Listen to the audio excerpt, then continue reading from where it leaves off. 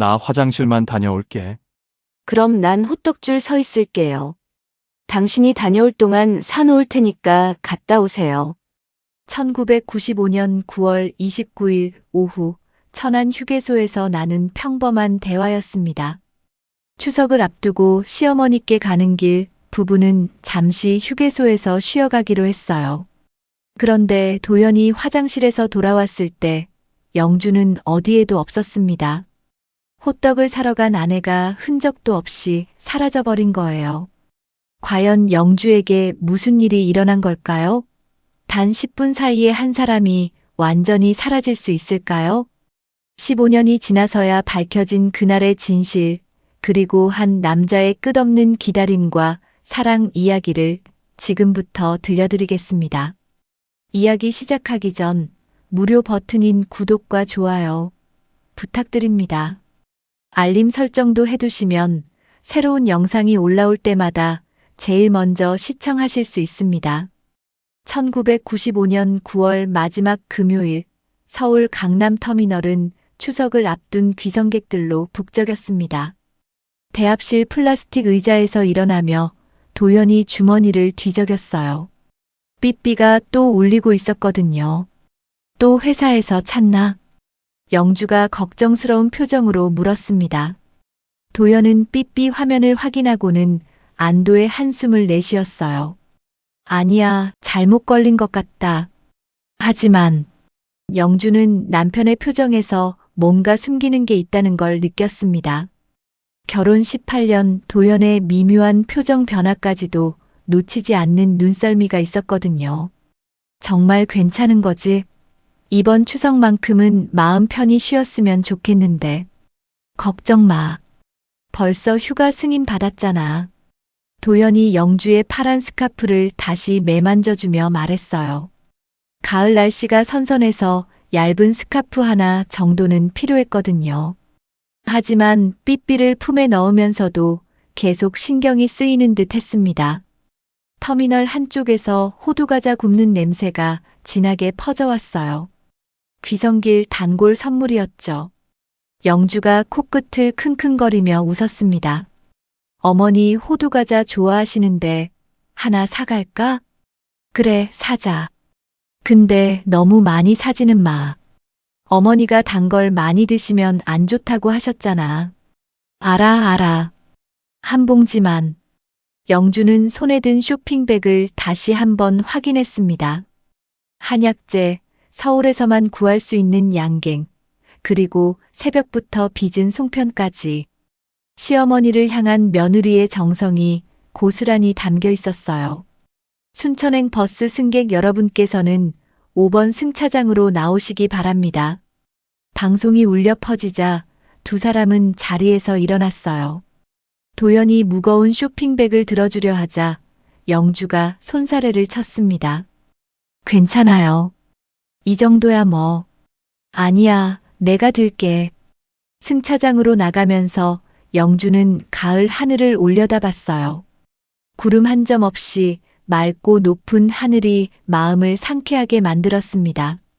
날씨 참 좋다. 이런 날에 여행 가는 기분이야. 맞아. 오랜만에 마음도 편하고. 버스에 오른 두 사람은 35번, 36번 좌석에 자리를 잡았습니다. 영주는 창가에, 도연은 통로 쪽에 앉았어요. 버스 기사는 50대 초반의 인상 좋은 분이었죠. 순천까지 4시간 정도 걸립니다. 천안 휴게소에서 15분 정도 쉬어갈 예정이니까 화장실 미리 다녀오세요. 버스가 출발하자 영주는 창밖을 바라봤어요. 서울을 벗어나면서 펼쳐지는 가을 풍경이 눈부시게 아름다웠습니다. 여보, 저 코스모스 좀 봐. 정말 예쁘다. 그러네. 올해 가을이 유난히 좋은 것 같아. 도연도 창밖을 바라보며 미소를 지었어요. 하지만 마음 한구석에서는 계속 불안감이 맴돌고 있었습니다. 회사에서 진행 중인 프로젝트에 문제가 생긴 것 같았거든요. 삐삐로 온 메시지의 내용이 신경 쓰였어요. 피곤하면 좀 자. 내가 깨워줄게. 아니야, 괜찮아. 차창 밖 구경하는 게 더 좋아. 영주는 남편의 얼굴을 유심히 바라봤습니다. 뭔가 걱정이 있는 것 같았지만 굳이 묻지는 않았어요. 도연도 자신만의 스트레스가 있다는 걸 이해했거든요. 버스는 경부고속도로를 달려갔습니다. 논들이 황금빛으로 물들어가는 모습이 창밖으로 펼쳐졌어요. 농부들이 추수 준비에 바쁜 모습도 보였죠. 저기 저 아저씨 보면 우리 아버지 생각나네. 영주가 들판에서 일하는 농부를 가리키며 말했어요. 이미 돌아가신 친정아버지를 떠올리는 것 같았습니다. 아버지도 이맘때면 바빴지. 추수하고 김장 준비하고. 그러게. 이제 어머니 혼자 계시니까 더 잘해드려야겠어. 도연의 말에 영주는 고개를 끄덕였어요. 시어머니는 건강하셨지만 혼자 사시는 게 늘 마음에 걸렸거든요. 어머니, 우리랑 같이 서울로 오시라고 해봐야겠어. 또 완고하시게 안 오신다고 하실걸? 고향을 떠날 수 없다고. 두 사람은 작은 목소리로 이야기를 나누었어요. 다른 승객들에게 방해가 될까봐 조심스러웠거든요. 버스 안에는 각자의 사연을 가진 사람들이 타고 있었습니다. 고향으로 향하는 설렘, 가족에 대한 그리움, 그리고 일상에서 벗어나는 해방감까지. 영주는 이런 분위기가 좋았어요. 차창 밖으로 들판들이 끝없이 펼쳐졌습니다. 벼 이삭이 고개를 숙인 논과 하얗게 핀 메밀꽃밭이 가을 햇살에 반짝이고 있었어요. 휴게소 가서 호떡 하나만, 딱 하나만 사 먹어도 될까?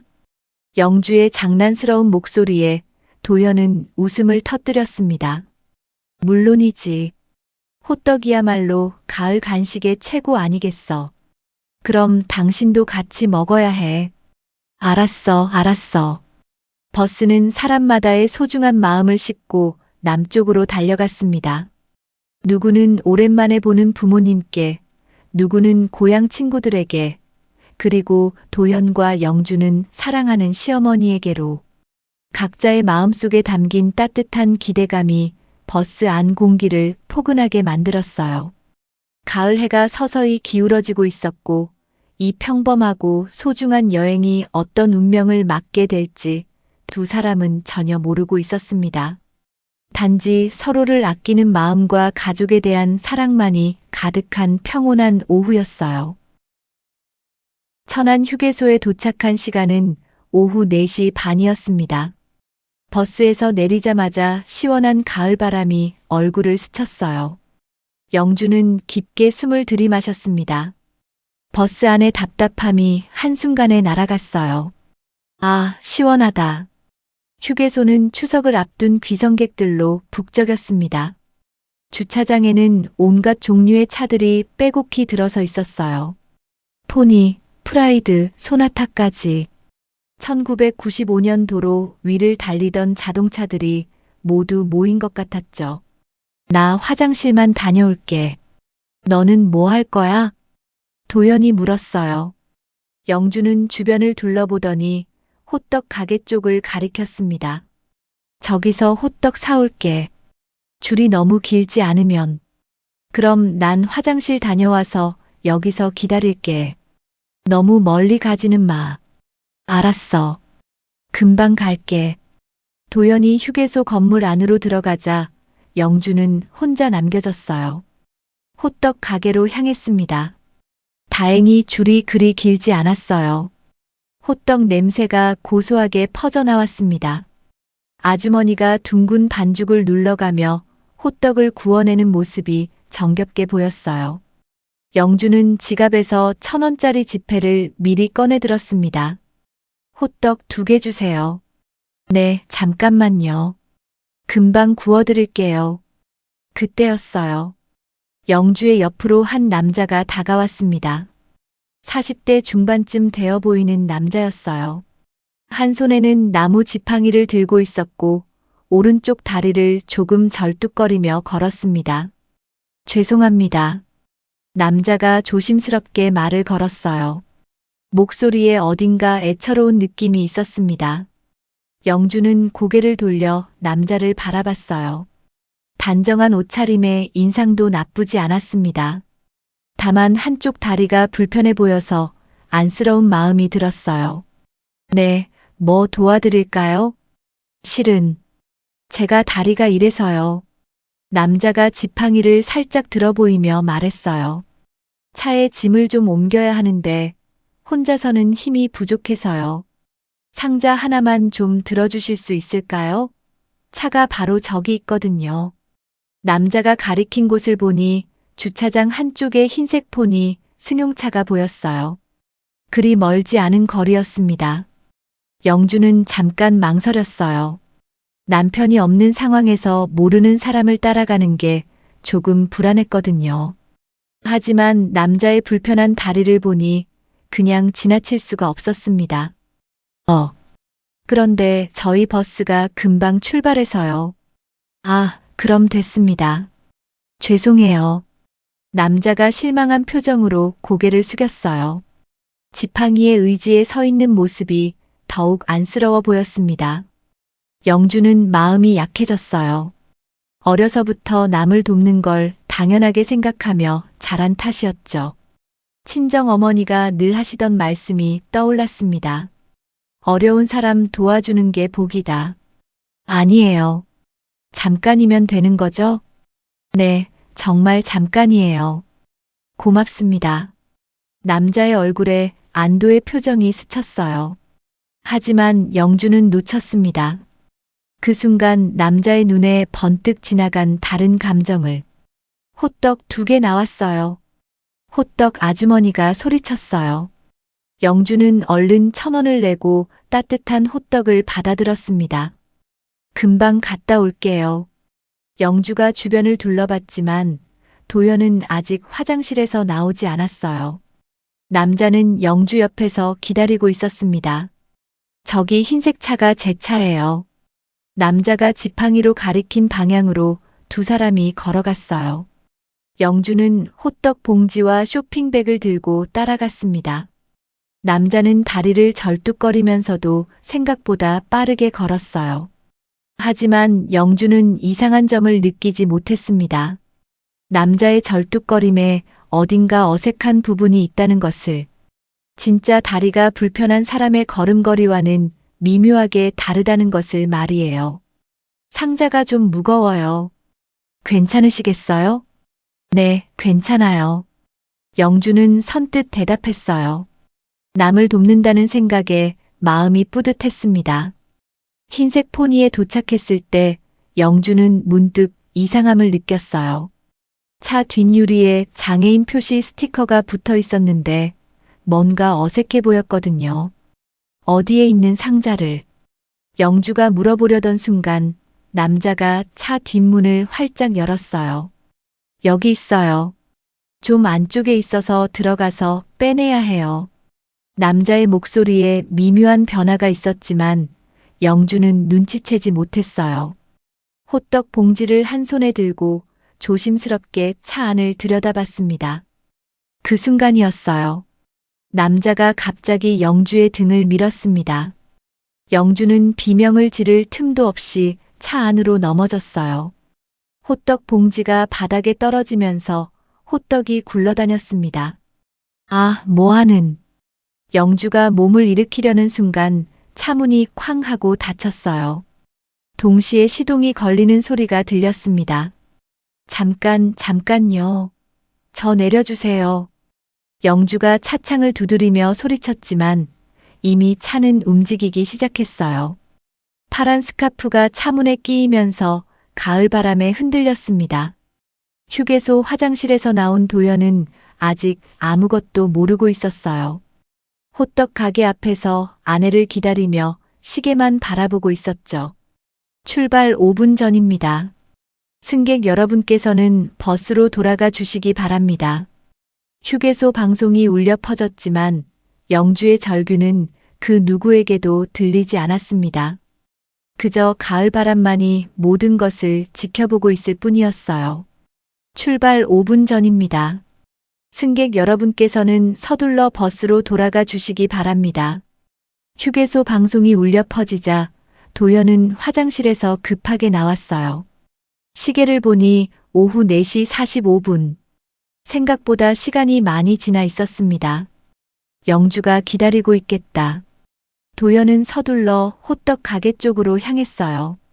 하지만 그곳에는 영주의 모습이 보이지 않았습니다. 아까 그 자리에 서 있던 호떡 아주머니에게 물어봤어요. 혹시 아까 여기서 호떡 사간 여자분 보셨어요? 파란 스카프 두른. 아, 그분요? 호떡 2개 사가셨는데 어디 가셨을까요? 어떤 남자분하고 주차장 쪽으로 가시더라고요. 도연의 심장이 순간 멎는 것 같았어요. 남자분이요? 어떤 남자분이요? 글쎄요, 다리를 좀 절뚝거리는 분이었는데. 지팡이도 짚고 계시고. 언제쯤이요? 한 10분쯤 전. 뭔가 부탁하시더니 같이 가셨어요. 도연의 머릿속이 하얘졌어요. 영주가 낯선 남자와 함께 갔다고? 그럴 리가 없었습니다. 영주는 조심스러운 성격이었거든요. 최종 출발 안내입니다. 순천행 버스 승객분들은 즉시 탑승하여 주시기 바랍니다. 방송 소리가 더욱 다급해졌어요. 도연은 뛸 듯이 주차장으로 달려갔습니다. 온갖 차들 사이를 헤매며 영주를 찾아봤지만 보이지 않았어요. 영주야, 영주야. 도연이 큰 소리로 불렀지만 대답은 없었습니다. 가을바람만이 그의 절망적인 외침을 실어 날렸어요. 버스로 돌아간 도연은 35번 좌석을 바라봤어요. 영주의 물건이 놓여 있었습니다. 그리고 시어머니께 드릴 편지까지 모든 게 그대로였어요. 아저씨, 부인분은 어디 가셨어요? 뒷좌석의 아주머니가 걱정스럽게 물어봤어요. 도연은 목이 메어 제대로 대답할 수 없었습니다. 기사님, 조금만 더 기다려주세요. 도연이 앞으로 가서 간절히 부탁했어요. 하지만 기사는 곤란한 표정을 지었습니다. 이미 30분이나 기다렸는데요. 다른 승객분들도 계시고. 제발요. 제 아내가. 야, 언제까지 기다려야 하는 거야? 빨리 출발해. 추석 전날인데. 뒤에서 승객들의 불만이 터져 나왔어요. 도연은 절망적인 선택을 해야 했습니다. 저 내릴게요. 정말요? 다음 버스는 내일 모레나 되는데요. 괜찮아요. 도연은 영주의 짐을 들고 버스에서 내렸어요. 버스 문이 쾅 하고 닫히면서 엔진 소리가 커졌습니다. 순천행 버스가 사라져가는 모습을 바라보며 도연은 처음으로 진짜 공포를 느꼈어요. 영주에게 무슨 일이 생긴 게 아닐까? 휴게소 관리사무소로 향하는 도연의 발걸음이 빨라졌어요. 더 이상 혼자 해결할 수 있는 문제가 아니라는 걸 직감했거든요. 실종 신고를 하고 싶습니다. 관리소 직원은 도연을 의아하게 바라봤어요. 실종요? 언제부터요? 1시간 전쯤. 아니, 정확히는 40분 전부터요. 아직 1시간도 안 됐는데 실종이라고 하기엔. 제 아내는 절대 이런 사람이 아니에요. 약속을 어기는 사람도 아니고 낯선 사람 따라가는 사람도 아니거든요. 도연의 목소리가 떨렸어요. 직원은 도연의 절박함을 느끼고는 전화기를 들었습니다. 경찰서로 연결해 드릴게요. 전화를 기다리는 동안 도연은 영주의 핸드백을 꽉 움켜쥐었어요. 가죽의 따뜻한 감촉이 아직 영주의 체온을 간직하고 있는 것 같았거든요. 제발 무사하기를. 제발. 도연의 간절한 기도가 휴게소 관리사무소에 메아리 쳤습니다. 하지만 그 누구도 영주가 어디로 사라졌는지 알 수 없었어요. 단지 가을 해가 서쪽으로 기울어가면서 긴 그림자를 드리우고 있을 뿐이었습니다. 천안서 형사 이강수가 휴게소에 도착한 건 저녁 6시였습니다. 40대 중반의 베테랑 형사였지만 표정이 그리 진지해 보이지는 않았어요. 이런 신고는 대부분 오해나 착각인 경우가 많았거든요. 신고하신 분이 도연 씨죠? 네, 맞습니다. 도연은 벌떡 일어나서 인사했어요. 이미 2시간째 기다리고 있던 터였습니다. 자세한 얘기를 들어볼까요? 실종자는 부인분이고, 네, 제 아내 영주입니다. 나이는 41살이고요. 이강수 형사는 수첩을 꺼내들며 기계적으로 질문했어요. 부부 사이는 어떠세요? 최근에 싸운 일은 없었고요. 네. 싸움요? 저희는 싸우는 일이 거의 없어요. 그래도 부부잖아요. 작은 다툼 정도는. 도연은 당황했어요. 영주가 사라진 상황에서 부부싸움을 묻다니요. 정말 없었습니다.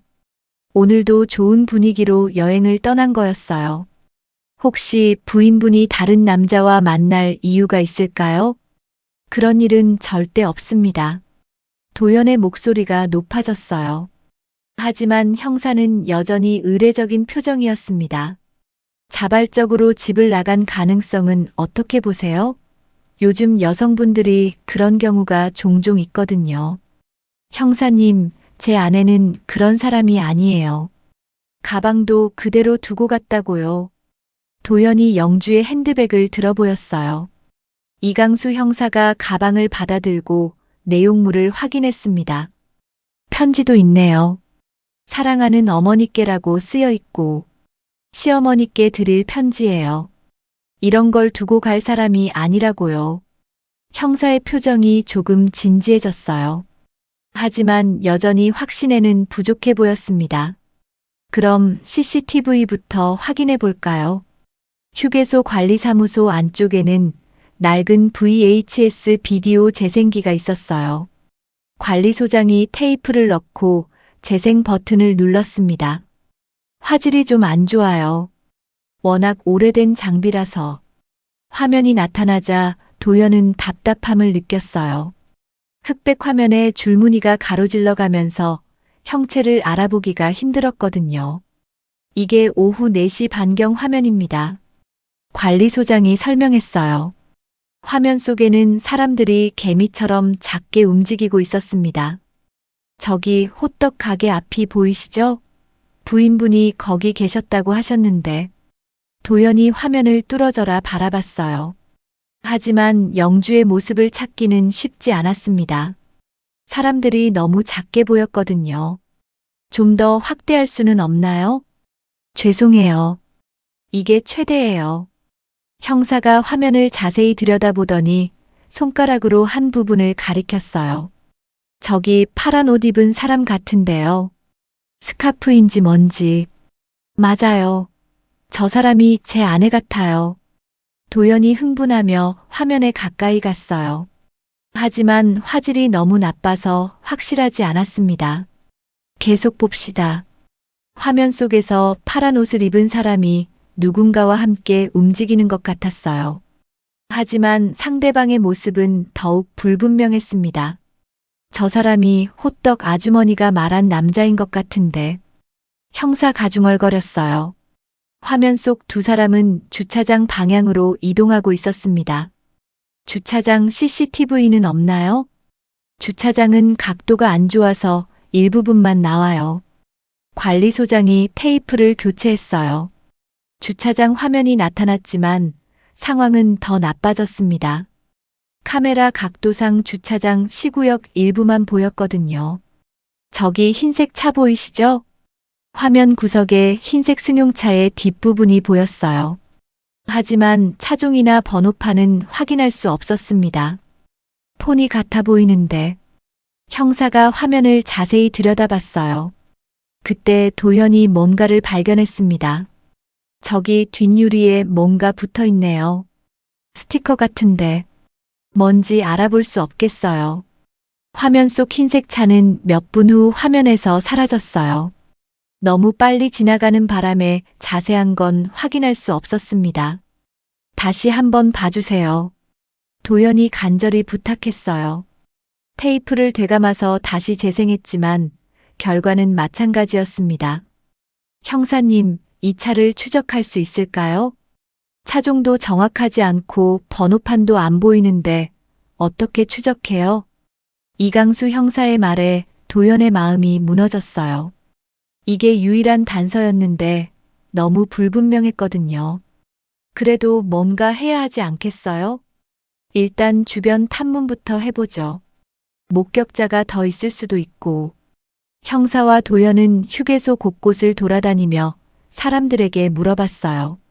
하지만 대부분의 사람들은 기억하지 못했습니다. 워낙 사람이 많아서요. 추석 전날이라 정신 없었거든요. 파란 스카프요? 글쎄요, 기억이 안 나네요. 1시간 넘게 탐문을 했지만 별다른 성과는 없었어요. 호떡 아주머니의 증언이 유일한 목격담이었습니다. 다리 절뚝거리는 남자라고 하셨죠? 네, 지팡이도 짚고 있었어요. 불쌍해 보였는데. 호떡 아주머니가 자세히 설명했지만 그 남자의 인상착의는 기억나지 않았어요. 밤 9시가 되어서야 수색이 끝났어요. 도연은 지쳐서 휴게소 벤치에 주저앉았습니다. 일단 오늘은 여기까지 하고 내일 다시 수사해 보겠습니다. 형사의 말에 도연은 절망했어요. 영주가 어디 있는지도 모르는데 그냥 기다리라는 건가요? 제발 찾아주세요. 제 아내 없으면 저는. 너무 걱정하지 마세요. 대부분 이런 경우 무사히 돌아와요. 하지만 형사의 위로는 공허하게 들렸어요. CCTV에 흐릿하게 나타난 흰색 차의 모습만이 도연의 머릿속에 맴돌고 있었습니다.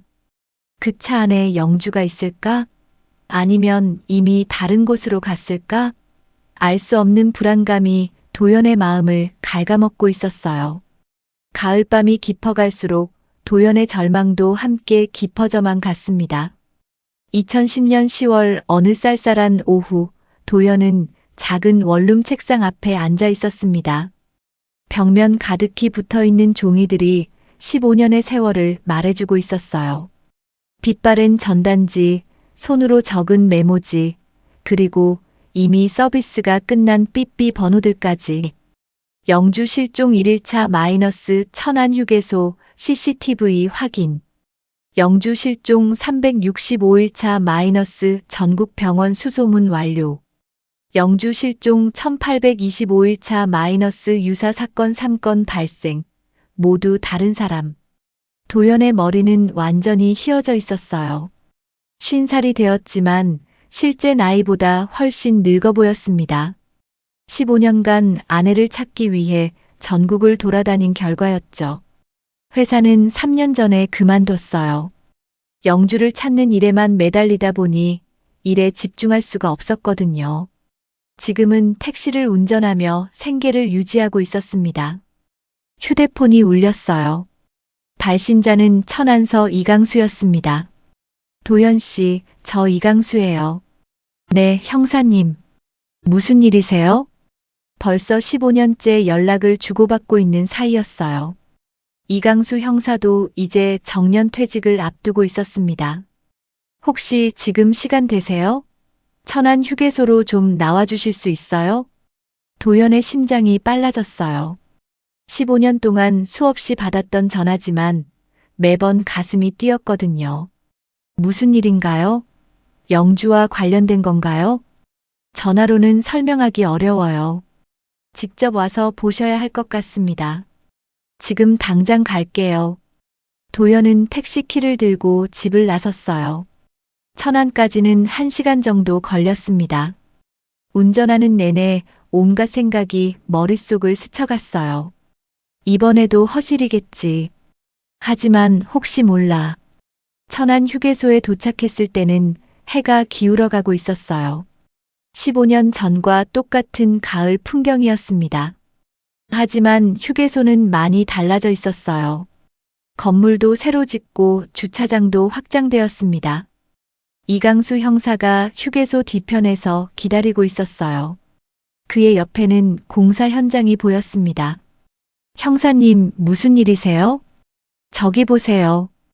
형사가 가리킨 곳에는 굴삭기가 서 있었어요. 그 옆에는 파란 천막이 쳐져 있었습니다. 휴게소 확장 공사를 하다가 발견됐어요. 도연은 천막 안으로 들어갔어요. 그곳에는 흙에 묻혀 있던 물건들이 조심스럽게 정리되어 있었습니다. 낡은 손가방 하나, 색이 바랜 옷가지들, 그리고 이게 뭡니까? 도연이 떨리는 손으로 작은 물건을 가리켰어요. 버스표예요. 1995년 9월 29일자 순천행. 강남터미널 발행분입니다. 도연의 다리에 힘이 빠졌어요. 그 날짜, 그 노선. 모든 게 일치했습니다. 그리고 이것도 보세요. 형사가 비닐봉지에 담긴 1000조각을 보여줬어요. 파란색이었지만 세월의 발에서 색이 많이 변해 있었습니다. 스카프 조각 같은데요. 수제로 만든 것 같고, 도연은 그 조각을 보는 순간 확신했어요. 영주가 그날 목에 두르고 있던 파란 스카프였습니다. 영주의 어머니가 손수 떠서 준 스카프였거든요. 이건 어떠세요? 형사가 마지막으로 내민 것은 작은 손거울이었어요. 뒷면에 YJ라는 영어 이니셜이 새겨져 있었습니다. 영주, 영주. 도연이 중얼거렸어요.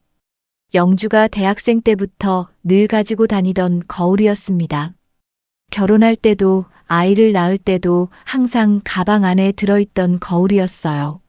이게 정말. 도연의 목소리가 떨렸어요. 15년 만에 처음으로 영주의 확실한 흔적을 발견한 것이었습니다. 감식 결과를 기다려봐야겠지만 정황상 부인분의 소지품이 맞는 것 같습니다. 그럼 영주는 여기 있었던 건가요?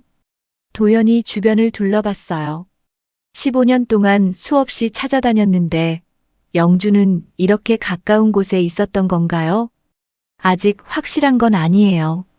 더 정밀한 수사가 필요합니다. 하지만 도연은 이미 확신하고 있었어요. 이 물건들은 분명 영주의 것이었습니다. 15년간 기다려온 답이 여기 있었어요. 형사님, 그럼 범인은 어떻게 되는 거예요? 다시 수사를 시작해야죠. 15년 전 사건을 처음부터 재조사할 겁니다. 도연은 파란 스카프 조각을 바라보며 눈물을 흘렸어요. 영주가 마지막으로 착용했던 그 스카프. 가을바람에 흩날리던 그 모습이 선명하게 떠올랐습니다. 영주야, 미안해. 너무 늦었어. 도연의 중얼거림이 차가운 바람에 실려갔어요. 15년간 멈춰있던 시간이 다시 움직이기 시작했습니다. 하지만 너무나 무거운 진실이었어요. 해는 서쪽으로 기울어가고 있었고 가을 하늘은 여전히 높고 파랬습니다. 1995년 그날과 똑같이 말이에요. 새로 배정된 김민호 형사는 30대 중반의 젊은 수사관이었어요. 15년 전 사건을 맡게 되면서 처음부터 차근차근 재조사하기로 했습니다. 도연 씨, 이번엔 제대로 파보겠습니다. 김민호 형사는 1995년 당시 자료들을 다시 꺼내들었어요. 당시 수사 기록, CCTV 화면, 그리고 목격자 진술서까지. 15년 전과는 달리 이번에는 구체적인 물증이 있었거든요. 먼저 당시 휴게소 주변 상인들부터 찾아봅시다. 천안 휴게소 인근은 15년 사이 많이 변해 있었어요. 하지만 다행히 몇몇 오래된 상점들은 그대로 남아 있었습니다. 첫 번째로 찾아간 곳은 휴게소에서 2km 떨어진 정비소였어요. 대한정비소라는 낡은 간판이 걸려 있었습니다. 사장님, 혹시 1995년에도 여기서 일하셨나요? 60대 후반의 정비소 사장이 고개를 끄덕였어요. 그럼요. 벌써 30년째 여기서 하고 있어요. 그때 기록 같은 건 남아있을까요? 뭔 기록 말씀이시죠? 김민호 형사가 1995년 9월 말경에 장부를 보여달라고 했어요. 사장은 창고 안쪽에서 먼지 쌓인 장부를 꺼내왔습니다. 이때가 95년 9시월인데 장부를 넘기다가 김민호 형사가 한 부분에서 멈췄어요. 9월 30일자에 흥미로운 기록이 있었거든요. 흰색 포니, 장애인 스티커 부착 작업. 이게 뭡니까? 아, 그거요? 기억나네요. 이상한 손님이었어요. 정비소 사장이 당시를 회상하며 말했어요. 장애인 스티커만 붙여달라고 하더라고요. 차 수리는 안 하고. 그래서 기억에 남았죠. 그 손님이 장애인이었나요? 그게 이상했어요. 멀쩡하게 걸어 다니더라고요. 다리도 성한데 왜 장애인 스티커를 붙이냐고 물어봤더니 친척이 장애인이라면서 대신 붙인다고 하더라고요. 도현과 김민호 형사가 눈을 마주쳤어요. 이건 명백히 수상한 정황이었습니다. 혹시 그 사람 인상차게 기억나세요? 40대 중반쯤? 키는 보통이고. 아, 그리고 지팡이를 가지고 있었어요. 지팡이요? 네, 근데 지팡이만 들고 있지 절뚝거리지는 않더라고요. 그래서 더 이상했죠. 김민호 형사가 수첩에 열심히 기록했어요. 범인이 미리 계획을 세우고 준비했다는 증거였거든요. 혹시 다른 특징은 없었나요? 글쎄요. 아, 맞다. 돈을 현금으로 주는데 새 지폐더라고요. 은행에서 막 뽑아온 것 같은. 두 번째로 찾아간 곳은 휴게소 인근 주유소였어요. GS 주유소라는 간판이 있었지만 15년 전에는 다른 브랜드였다고 했습니다. 사장님, 혹시 1995년에 이상한 손님 본 적 있으세요? 지팡이 든 남자. 50대 후반의 주유소 사장이 잠시 생각하더니 고개를 끄덕였어요. 아, 그 양반. 기억나요. 몇 번 왔었어요. 몇 번요? 네, 9월 말경부터 한 달 정도. 근데 이상한 게 있었어요. 사장이 담배를 한 모금 빨더니 계속 말했어요. 처음에는 다리를 절뚝거렸는데 나중에 술 취해서 왔을 때는 멀쩡하게 걷더라고요. 도연의 주먹이 꽉 쥐어졌어요. 영주를 속인 그 비열한 연기가 증명되고 있었거든요. 확실해요? 네, 분명해요. 그래서 달이 나았나? 했거든요. 그랬더니 벌써 뛰어가면서 차 타더라고요. 김민호 형사가 더 자세히 물어봤어요. 혹시 그 차가 흰색 폰이었나요? 맞아요. 뒷유리에 장애인 스티커도 붙어 있고. 차 번호는 기억 안 나세요? 그건 워낙 오래돼서. 하지만 서울 번호판이었던 것 같아요. 김민호 형사는 당시 주유 기록을 확인해 봤어요. 다행히 15년 전 신용카드 매출점표 일부가 남아 있었습니다. 1995년 9월 28일, 29일, 10월 1일. 같은 카드로 주유했네요. 카드 명의는? 이건 개인정보라서 영장이 있어야. 알겠습니다. 바로 영장 신청하겠어요. 세 번째로 찾아간 곳은 당시 휴게소 청소를 담당했던 아주머니 집이었어요. 70대가 된 할머니였지만 기억력은 또렷했습니다. 그날 밤에 이상한 걸 봤어요. 어떤 걸요? 휴게소 뒤편에 흰 차가 한 대 서 있더라고요. 엔진은 꺼져 있는데 사람은 차 안에 있는 것 같았어요. 시간은 언제쯤이었나요? 밤 11시쯤? 화장실 청소하고 나오는 길에 봤거든요. 혹시 그 사람 얼굴 봤어요? 어두워서 잘 안 보였는데. 담배 피우는 불빛은 봤어요. 계속 담배를 피워댔어요. 할머니의 증언으로 범인이 휴게소에 오래 머물렀다는 게 확인됐어요. 즉흥적인 범행이 아니라 계획적이었다는 뜻이었습니다. 저녁이 되어 도현과 김민호 형사는 천안경찰서에서 하루 수사 결과를 정리했어요. 이제 그림이 나오고 있습니다. 김민호 형사가 수첩을 펼치며 말했어요. 범인은 미리 계획을 세웠어요. 장애인 스티커도 미리 붙이고 지팡이도 준비하고 심지어 며칠 전부터 휴게소 주변을 정찰했을 가능성이 높습니다. 그럼 영주만 노린 게 아니라 불특정 다수를 대상으로 했을 거예요. 마침 부인분이 혼자 계셨고 착한 성격이라 도움 요청을 거절하지 못했던 거죠. 도연은 분노로 주먹을 떨었어요. 영주의 선한 마음을 이용한 비열한 범행이었던 거예요. 불쌍함은 연기였고 지팡이는 미끼였다는 뜻이네요. 네, 그리고 이제 신용카드 기록을 통해 범인의 정체를 밝힐 수 있을 겁니다. 김민호 형사가 자신있게 말했어요. 15년간 숨어있던 진실이 서서히 드러나고 있었습니다. 신용카드 기록 추적에는 일주일이 걸렸습니다. 1995년 당시 카드 명의자는 박성민이었어요. 하지만 더 파보니 상황은 복잡했습니다. 도연 씨, 문제가 있어요. 김민호 형사가 심각한 표정으로 전화를 걸어왔어요. 무슨 문제요? 박성민이라는 사람이 1998년에 사망했어요. 교통사고로. 도연의 가슴이 철렁 내려앉았어요. 그럼 범인을 찾을 수 없다는 뜻인가요? 하지만 포기하기엔 일러요.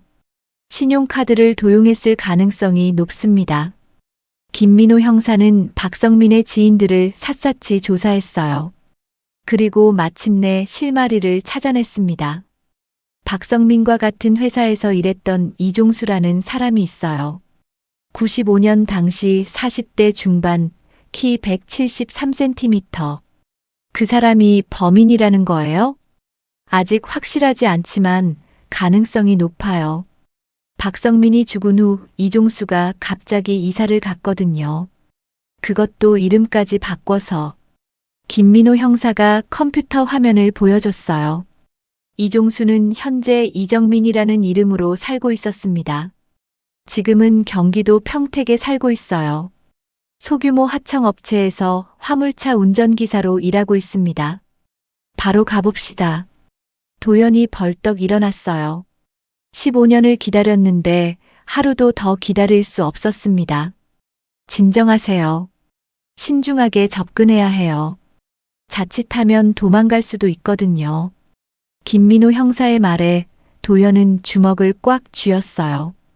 그동안의 분노와 원한이 폭발할 것 같았습니다. 평택까지 가는 길, 도연은 말이 없었어요. 15년간 상상해왔던 그 순간이 드디어 다가온 것이었습니다. 영주를 죽인 그 놈과 마주보게 될 순간이요. 도연 씨, 절대 충동적으로 행동하시면 안 돼요. 수사에 방해가 되면 범인이 법망을 빠져나갈 수도 있어요. 알겠습니다. 하지만 도연의 목소리는 떨리고 있었어요. 평택의 한 산업단지에 있는 작은 운송회사. 대성물류라는 간판이 걸린 허름한 사무실 앞에 차를 세웠어요. 이정민 있나요? 김민호 형사가 사무실 직원에게 물어봤어요. 지금 배송 나갔는데 저녁 6시쯤 들어올 거예요. 그럼 집 주소 좀 알 수 있을까요? 경찰입니다. 직원이 주민등록증을 확인하고는 주소를 알려줬어요. 회사에서 10분 거리에 있는 다세대 주택이었습니다. 2층 201호예요. 두 사람은 계단을 올라가며 긴장했어요. 드디어 범인과 마주하게 되는 순간이었거든요. 똑똑똑. 문을 두드리자 안에서 발소리가 들려왔어요. 문이 열리면서 50대 후반의 남자가 나타났습니다. 15년의 세월로 많이 늙어 있었지만 체격이나 키는 목격자들의 증언과 일치했어요. 누구세요? 경찰입니다. 이정민 씨죠? 남자의 얼굴이 순간 굳었어요. 하지만 금세 평정을 되찾으려 노력했습니다. 무슨 일로? 들어가서 이야기하죠. 김민호 형사가 수첩을 보여주며 말했어요. 남자는 어쩔 수 없이 문을 열어줬습니다. 작은 원룸이었어요. 혼자 사는 것 같았고 술병이 여러 개 굴러다니고 있었습니다. 1995년 9월 29일에 대해서 물어보고 싶습니다. 김민호 형사가 직설적으로 말하자 남자의 손이 떨렸어요. 95년요? 너무 오래된 일이라 기억이. 천안 휴게소에서 일어난 일 말입니다. 남자가 벌떡 일어났어요. 도망치려는 것 같았지만 문 앞에 도연이 서 있었습니다. 앉으세요. 김민호 형사의 차분한 목소리에 남자는 다시 앉았어요. 하지만 식은땀을 흘리고 있었습니다. 난 아무것도 모릅니다. 박성민의 신용카드로 주유했던 기록이 있어요. 장애인 스티커를 불법으로 부착한 정비소 기록도 있고요. 남자의 얼굴이 하얗게 변했어요. 그리고 휴게소 CCTV에 나온 흰색 포니의 범퍼도 당신 차와 일치합니다. 그건 남자가 말을 더듬기 시작했어요. 김민호 형사는 계속 압박했습니다. 이종수 씨, 아니 이정민 씨. 15년 전 그날 무슨 일이 있었는지 말씀해 주세요. 마침내 남자가 무너졌어요. 어깨가 축 늘어지면서 고개를 떨어뜨렸습니다. 호의였어요. 정말 호의였다고요. 도연이 주먹을 불끈 쥐었어요. 영주를 죽여놓고 호의라니요. 처음엔 정말 상자를 옮겨달라고 부탁한 거였어요. 그런데 그 여자가 차 안을 보더니 갑자기 놀라면서 뭘 받길래요? 차 뒷좌석에 밧줄이 있었거든요. 이사할 때 쓰려고 준비해둔 건데. 남자의 목소리가 점점 작아졌어요. 그분이 뒤로 물러서면서 도망가려고 했어요. 그래서 붙잡으려고, 그냥 입막음하려고 했는데. 그래서요? 김민호 형사가 냉정하게 물었어요. 밀어서 넘어뜨렸어요. 차 문짝에 머리를. 피가 나오더라고요. 도연이 벌떡 일어났어요. 분노로 온몸이 떨렸습니다. 사고였다는 거요? 사고였다고요? 정말이에요. 죽일 생각은 없었어요. 그럼 왜 신고 안 했어요? 왜 병원에 안 데려갔어요? 남자가 고개를 들지 못했어요. 겁이 났어요. 신고하면 내 인생이 끝나는 줄. 회사에서 잘리고 전과자 되고. 그래서요? 근처 공터에 묻었어요. 도연이 남자의 목을 움켜쥐려고 했지만 김민호 형사가 막았어요. 진정하세요. 15년 동안 저는 도연의 목소리가 목맨 듯 떨렸어요. 15년간의 기다림과 고통이 한꺼번에 터져 나왔습니다. 미안해요. 정말 미안해요. 남자가 바닥에 무릎을 꿇으며 사과했어요. 하지만 그의 입에서 나온 건 사리가 아닌 비겁함이었어요. 자신의 보신만 생각한 비겁함. 그러나 결과는 같았습니다. 한 사람의 소중한 생명이 사라진 것이요. 김민호 형사가 수갑을 꺼내들었어요. 이정민, 아니 이종수. 살인 혐의로 긴급 체포합니다. 15년간 숨어 살았던 범인이 마침내 붙잡혔어요. 하지만 도연의 마음은 조금도 후련하지 않았습니다. 영주는 이미 돌아올 수 없었으니까요. 창밖으로 가을 해가 지고 있었어요. 1995년 그날처럼 쓸쓸하고 아름다운 가을 노을이었습니다. 2011년 3월 법정에서 선고가 내려졌습니다. 이종수에게는 징역 12년이 선고됐어요. 살인죄가 아닌 상해치사와 시체유기죄였습니다. 계획적 범행이 아니라 우발적 사고로 판단됐거든요. 12년이요? 겨우 12년이요? 도연이 법정에서 소리쳤어요. 15년을 기다린 결과가 고작 12년이라니 받아들일 수 없었습니다. 차분히 하세요. 항소할 수 있어요. 변호사가 위로했지만 도연은 허탈함을 감출 수 없었어요. 법정을 나오면서 이종수가 도연 앞에 섰어요. 수갑을 찬 채로 고개를 깊숙이 숙였습니다. 정말 죄송합니다. 매일 후회하며 살았어요. 도연은 그를 바라봤어요. 15년 동안 얼마나 미워했던 그 얼굴.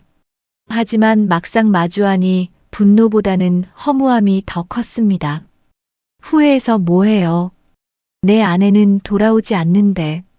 알고 있어요. 제가 평생 짊어지고 갈 죄예요. 이종수의 눈에서 눈물이 흘러내렸어요. 진짜 눈물인지 아니면 또 다른 연기인지 도연은 알 수 없었습니다. 그해 가을, 도연은 영주의 장례식을 치렀어요. 15년 만에 치르는 늦은 장례였습니다. 영주의 어머니는 이미 10년 전에 돌아가셨고 친척들만 몇 명 참석했어요. 영주야, 이제야 너를 제대로 보내준다. 작은 비석 앞에서 도연은 중얼거렸어요. 비석에는 간단하게 새겨져 있었습니다. 사랑하는 아내 영주 1954만 1995. 국화꽃 한 다발을 올리고 도연은 오랫동안 그 자리에 앉아 있었어요. 15년간 품고 있던 말들을 천천히 꺼내기 시작했습니다. 미안해. 너를 지켜주지 못해서. 그때 화장실 가지 말고 같이 있었어야 했는데. 가을 바람이 불어와 국화꽃을 살짝 흔들었어요. 마치 영주가 대답하는 것 같았습니다. 15년 동안 많이 아팠지? 혼자 얼마나 무서웠을까? 도연의 목소리가 떨렸어요. 상상만 해도 가슴이 미어졌거든요. 이제 편히 쉬어. 내가 자주 올게. 그날 이후 도연은 조금씩 변해갔어요. 15년간 멈춰있던 시간이 다시 흘러가기 시작했습니다. 영주만 생각하며 살았던 삶에서 벗어나 천천히 일상을 되찾아갔어요. 이종수에 대한 분노도 시간이 지나면서 달라졌어요. 미움보다는 연민에 가까운 감정이 들었습니다. 그 역시 15년간 죄책감에 시달리며 살았을 거라는 생각이 들었거든요. 2012년 9월 29일, 영주가 사라진 지 17주년이 되는 날이었어요. 도연은 천안 휴게소를 찾았습니다. 매년 이날이면 찾아오는 곳이었죠. 휴게소는 많이 변해 있었어요. 예전보다 훨씬 크고 현대적으로 변했습니다. 하지만 호떡 가게는 여전히 그 자리에 있었어요. 호떡 하나 주세요. 네, 잠깐만요. 아주머니가 둥근 반죽을 눌러가며 호떡을 구워냈어요. 17년 전 영주가 샀던 것처럼 말이에요. 따뜻한 호떡을 받은 도연은 벤치에 앉았습니다. 뜨거운 속을 호호 불어가며 천천히 먹었어요. 영주와 함께 먹지 못했던 그 호떡을 혼자서 먹고 있는 거였습니다. 맛있다. 영주야, 너도 이런 맛이었을까? 도연이 하늘을 올려다봤어요. 높고 파란 가을 하늘이 17년 전과 똑같았습니다. 이제 정말 보내줄게. 그동안 붙잡고 있어서 미안했어. 바람이 불어와 도연의 머리카락을 흔들었어요. 완전히 하얀 머리카락이었지만 얼굴에는 평온함이 있었습니다. 그 후로도 도연은 매년 같은 날 같은 휴게소를 찾았어요. 호떡 하나를 사서 벤치에 앉아 영주를 생각하는 시간을 가졌습니다. 분노나 원망이 아닌 사랑과 그리움으로 가득한 시간이었어요. 2020년 이종수가 출소했다는 소식을 들었어요. 도연은 복잡한 심경이었지만 별다른 행동을 취하지 않았습니다. 이미 용서했거든요. 자신을 위해서라도 말이에요. 어느 날 이종수로부터 편지가 왔어요. 죄송합니다. 평생 속죄하며 살겠습니다. 매년 영주님의 기일에는 절에서 기도드리고 있어요. 용서받을 수 없다는 걸 알지만 그래도 말씀드리고 싶었습니다. 도연은 편지를 읽고 조용히 접었어요. 답장은 하지 않았지만 마음 한구석이 조금 더 가벼워진 것 같았습니다. 2020년 9월 29일, 영주가 떠난 지 25주년이 되는 날이었어요. 코로나19로 모든 게 달라진 해였지만 도연은 여전히 천안 휴게소를 찾았습니다. 마스크를 쓰고 호떡을 사서 벤치에 앉았어요. 75세가 된 도연의 몸은 많이 쇠약해져 있었지만 눈빛만은 평온했습니다. 영주야, 내년에도 올 수 있을까? 도연이 혼잣말을 하며 호떡을 천천히 먹었어요. 뜨거운 속을 호호 불어가며 25년 전 영주와 함께 먹고 싶었던 그 맛을 음미했습니다. 사람은 때로 악의보다 비겁함에 더 깊게 상처받는다는 걸 도연은 알고 있었어요. 하지만 슬픔에도 길이 있다는 것도 배웠습니다. 가을은 보내는 계절이니까요. 그날 이후 도연은 매년 같은 날 같은 휴게소에 들러 호떡 하나를 샀어요. 뜨거운 속을 불어식히며 천천히 제대로 이별하는 시간을 가졌습니다. 그렇게 영주를 사랑하고 그리워하고 그리고 보내주는 법을 배워갔어요. 가을바람이 불 때마다 도연은 생각했습니다. 사랑은 붙잡는 게 아니라 보내주는 것이라고. 그것이 진정한 사랑의 완성이라고. 오늘 이야기 어떠셨나요? 영상이 마음에 와닿으셨다면 구독과 좋아요로 영상 제작에 큰 힘을 실어주세요. 이 이야기를 어디서 듣고 계신지 지역 이름이나 장소를 댓글로 남겨주시면 감사한 마음으로 인사드리겠습니다.